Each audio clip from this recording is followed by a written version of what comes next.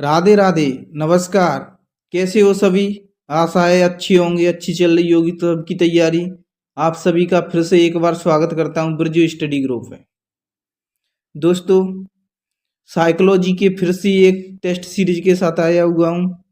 ये हमारी साइकोलॉजी की टेस्ट सीरीज की चौथी क्लास है साथियों। आपने अन्य क्लास नहीं देखी तो जाके वो भी क्लास देख लें। दोस्तों, ये प्रश्न सभी हैं वो किसी ना किसी परीक्षा में पूछे गए प्रश्न हैं, चाहे वो सेकंड ग्रेड हो दोस्तों, चाहे वो L2 हो दोस्तों, L1 हो, रीट हो, फर्स्ट ग्रेड हो साथियों, या फिर CET सीटेट हो साथियों। इन इत्यादि परीक्षाओं में पूछे गए सभी की सभी प्रश्नों को फिर एक बार से फिर हल करने जा रहे हैं साथियों। दोस्तों, आपने अभी तक मेरे चैनल को सब्सक्राइब नहीं किया तो चैनल को सब्सक्राइब कर लें, बेल आइकन को ऑन कर लें और दोस्तों वीडियो को लाइक शेयर जरूर करना। दोस्तों परीक्षा की दृष्टि से प्रीवियस ईयर ये क्वेश्चन बहुत महत्वपूर्ण मायने रखते हैं साथियों। चलते हैं प्रश्नों की ओर। आज का सेशन का हमारा पहला प्रश्न है साथियों। कमेंट करके बताना दोस्तों आपको क्लास कैसी लगी और कितने प्रश्न सही हुए। दोस्तों पहला प्रश्न है, अंतर्दृष्टि या सूझ द्वारा सीखना किसका सिद्धांत है दोस्तों? अंतर्दृष्टि या सूझ द्वारा सीखना सिद्धांत किसका है साथियों?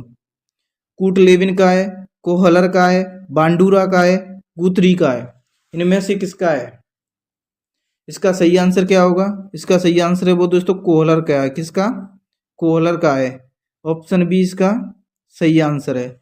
चलते हैं अगले प्रश्न की ओर। अगला प्रश्न है हमारा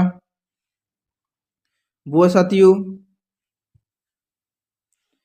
व्यक्तित्व का अंतर्मुखता और बहिर्मुखता के रूप में वर्गीकरण दिया दोस्तों। वर्गीकरण किसने किया है दोस्तों? अंतर्मुखता और बहिर्मुखता के रूप में केटल ने किया है, सेल्डन ने किया है, युंग ने किया है, या क्रेस्मार्क ने किया है दोस्तों? इसका सही आंसर क्या होगा साथियों? इसका सही आंसर होगा दोस्तों कार्ल क्रिसमस ने, सॉरी दोस्तों, कार्ल युंग ने किया है दोस्तों। किसने? युंग ने किया है दोस्तों।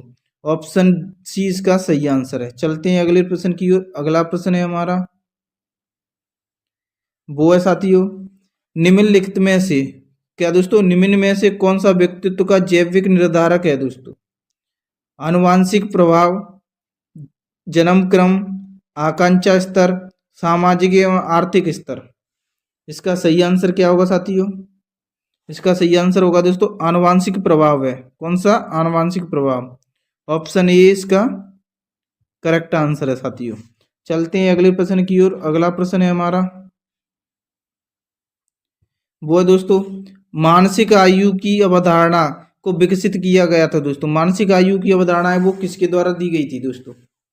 बिने द्वारा, स्टनर द्वारा, टर्मन द्वारा, केटल द्वारा? इसका सही आंसर क्या होगा दोस्तों? इसका सही आंसर दोस्तों बिने द्वारा। ऑप्शन ए इसका सही आंसर है दोस्तों। दोस्तों बुद्धिलब्धि का सूत्र टर्मन द्वारा दिया गया था दोस्तों पूर्ण सूत्र टर्मन द्वारा दिया गया था, जबकि बुद्धिलब्धि का सूत्र का शुरुआत दोस्तों स्टर्नर ने की थी दोस्तों। चलते हैं अगले प्रश्न की ओर। अगला प्रश्न है हमारा वो साथियों, सृजनात्मकता मुख्य रूप से संबंधित होती है दोस्तों। सृजनात्मकता मुख्य रूप से संबंधित होती है अभिसारी चिंतन से, अपसारी चिंतन से, अनुकरण से, मॉडलिंग से? इसका सही आंसर क्या होगा साथियों? इसका सही आंसर होगा दोस्तों अपसारी चिंतन से। किससे? अपसारी चिंतन से। ऑप्शन बी इसका सही आंसर है दोस्तों। चलते हैं अगले प्रश्न की ओर। अगला प्रश्न है दोस्तों वो है साथियों, डिसलेक्सिया दोस्तों संबंधित होती है। डिसलेक्सिया संबंधित है दोस्तों मानसिक विकार से, पठन विकार से, व्यवहारगत विकार से, गणितीय विकार से? इसका सही आंसर क्या होगा? डिसलेक्सिया संबंधित होती है दोस्तों पठन विकार से। किससे? पठन विकार से। ऑप्शन बी इसका करेक्ट आंसर है दोस्तों। चलते हैं अगले प्रश्न की ओर। अगला प्रश्न है हमारा वो है साथियों, बाल अपराध का कारण नहीं है दोस्तों। इनमें से बाल अपराध का कारण कौन सा नहीं है साथियों? शारीरिक दोष, गरीबी, असफलता, घरेलू वातावरण दोस्तों, उचित घरेलू वातावरण? इसका सही आंसर क्या होगा दोस्तों? वो दोस्तों उचित घरेलू वातावरण इसका सही आंसर है। ऑप्शन डी इसका सही आंसर है दोस्तों, ऑप्शन डी। चलते हैं अगले प्रश्न की ओर। अगला प्रश्न है हमारा, निम्नलिखित में से कौन सा सृजनात्मकता का तत्व नहीं है दोस्तों? सृजनात्मकता का तत्व कौन सा नहीं है? धारा प्रवाहिता, लचीलापन, मौलिकता, स्मृतिकरण। दोस्तों इसका सही आंसर क्या होगा? कौन सा नहीं है दोस्तों? वो है दोस्तों स्मृतिकरण नहीं है दोस्तों। धारा प्रवाहिता है साथियों, लचीलापन है, मौलिकता है। इसका उत्तर सही होगा, वो है दोस्तों स्मृतिकरण नहीं है दोस्तों। ऑप्शन डी इसका सही आंसर है। चलते हैं अगले प्रश्न की ओर। अगला प्रश्न है हमारा, वो है दोस्तों 16 वर्षीय विद्यार्थी राकेश की बुद्धि लब्धि दी है दोस्तों 75। कितनी? 75। उसकी मानसिक आयु क्या होगी दोस्तों? उसकी मानसिक आयु पूछिए दोस्तों। दोस्तों बुद्धि लब्धि का सूत्र क्या होता है? बुद्धि लब्धि का सूत्र दोस्तों है दोस्तों IQ बराबर MA/CA दोस्तों, इंटू 100 होता है दोस्तों। दोस्तों IQ कितनी दी है, मतलब बुद्धि लब्धि कितनी दी है दोस्तों? बुद्धि लब्धि दी है दोस्तों 75। कितनी दी है? 75। दोस्तों हमें ज्ञात करनी है मानसिक आयु दोस्तों, MA ज्ञात करनी है। वास्तविक आयु दी है दोस्तों 16 वर्ष इंटू 100 दोस्तों। दोस्तों 25 से 75 कटता है 3 बार और 100 कटता है 4 बार। 4 से 16 कटता है दोस्तों 4 बार। यहाँ बज्जर गुणा हो जाएगा दोस्तों, 4 से 3 से गुणा करेंगे तो कितने है? 4 4 तिया 12 है दोस्तों। क्या उत्तर आ गया इसका? 12। ऑप्शन सी में दोस्तों 12 उत्तर है। ऑप्शन सी इसका करेक्ट आंसर है दोस्तों। दोस्तों चलते हैं अगले प्रश्न की ओर। अगला प्रश्न है हमारा, वो दोस्तों निम्नलिखित में से कौन सा अभिप्रेरणा का घटक नहीं है? अभिप्रेरणा का घटक कौन सा नहीं है? आवश्यकता, रटंत स्मृति, अंतर्नोद, प्रोत्साहन। कौन सा नहीं है दोस्तों इनमें से? दोस्तों आवश्यकता तो है, अंतर्नोद भी है, प्रोत्साहन भी है दोस्तों। रटन स्मृति नहीं है दोस्तों। क्या? रटन स्मृति नहीं है दोस्तों। ऑप्शन बी इसका सही आंसर है दोस्तों। चलते हैं अगले प्रश्न की ओर। अगला प्रश्न है हमारा, वो दोस्तों बुद्धि का द्विकारक सिद्धांत। कौन सा सिद्धांत दोस्तों? द्विकारक सिद्धांत किसके द्वारा दिया गया था दोस्तों? साइमन के द्वारा, स्पीयरमैन के द्वारा, गिलफोर्ड के द्वारा, टर्मन के द्वारा। इसमें से सही आंसर क्या होगा दोस्तों? बुद्धि का द्विकारक सिद्धांत। इसका सही आंसर होगा दोस्तों स्पीयरमैन के द्वारा दिया गया था बुद्धि का द्विकारक सिद्धांत। दोस्तों चलते हैं अगले प्रश्न की ओर। अगला प्रश्न है हमारा, प्रासंगिक अंतर्बोध परीक्षण किसके द्वारा दिया गया था दोस्तों? प्रासंगिक अंतर्बोध परीक्षण किसके द्वारा दिया गया था? इसे दोस्तों शॉर्ट में TAT कहते हैं दोस्तों, TAT टेस्ट कहते हैं दोस्तों। इसका सही आंसर क्या होगा? हरमन रोरसा द्वारा दिया गया था, थॉमसन द्वारा दिया गया था, मॉर्गन एवं मुर्रे द्वारा दिया गया था, मे के द्वारा दिया गया था। इसका सही आंसर क्या होगा साथियों? इसका सही आंसर होगा दोस्तों मॉर्गन और मुर्रे द्वारा दिया गया था। ऑप्शन सी इसका सही आंसर है साथियों।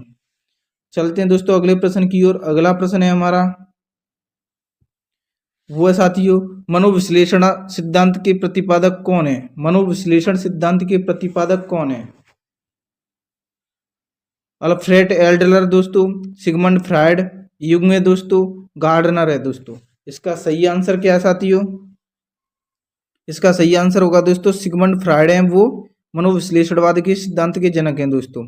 ऑप्शन बी इसका सही आंसर है। चलते हैं दोस्तों अगले प्रश्न की ओर। अगला प्रश्न है हमारा, दोस्तों रॉबर्ट गेने के अधिगम अनुक्रम सिद्धांत में दोस्तों, किसमें? रॉबर्ट गेने का कौन सा सिद्धांत? अधिगम अनुकरण सिद्धांत में दोस्तों अधिगम के कितने प्रकार बताए गए थे दोस्तों? अधिगम के कितने प्रकार बताए गए थे दोस्तों? 7 प्रकार बताए गए, 8 बताए गए, 5 बताए गए, 9 बताए गए थे। इसका सही आंसर क्या होगा साथियों? इसका सही आंसर है दोस्तों 8 प्रकार बताए गए थे। ऑप्शन बी इसका सही आंसर है दोस्तों। दोस्तों रॉबर्ट गेने की एक पुस्तक है कंडीशनल लर्निंग थ्योरी दोस्तों, उसमें बताए गए थे दोस्तों। कंडीशनल लर्निंग थ्योरी में उसके 8 प्रकार बताए गए थे, किसके? अधिगम के दोस्तों। चलते हैं अगले प्रश्न की ओर। अगला प्रश्न है हमारा,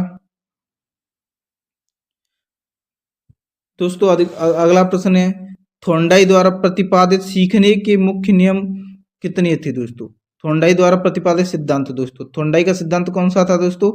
उद्दीपक अनुक्रिया का सिद्धांत दोस्तों, उद्दीपक अनुक्रिया का सिद्धांत था, जो किसका था? थोंडाई का। उसके सीखने के कितने मुख्य नियम बताए दोस्तों? मुख्य नियम पूछ रहा है, 2 बताए थे दोस्तों, 4 बताए, 5 बताए या 3 बताए? इसका सही आंसर क्या होगा? इसका सही आंसर होगा दोस्तों 3 बताए। कितने बताए थे? 3 बताए थे मुख्य नियम। और दोस्तों 5 बताए थे गौड़ नियम। गौड़ नियम कितने बताए थे दोस्तों? 5 बताए थे गौड़ नियम। मुख्य नियम 3 में से पहला बताया था दोस्तों उसने तत्परता का नियम दोस्तों, तत्परता का नियम बताया था पहला। दूसरा बताया था दोस्तों अभ्यास का नियम। दूसरा कौन सा? अभ्यास का नियम साथियों। तीसरा बताया था दोस्तों इसने प्रभाव का नियम दोस्तों। कौन सा? प्रभाव का नियम बताया था। ये तीनों कौन से नियम थे दोस्तों? ये तीनों थे दो साथियों, वो मुख्य नियम थे दोस्तों।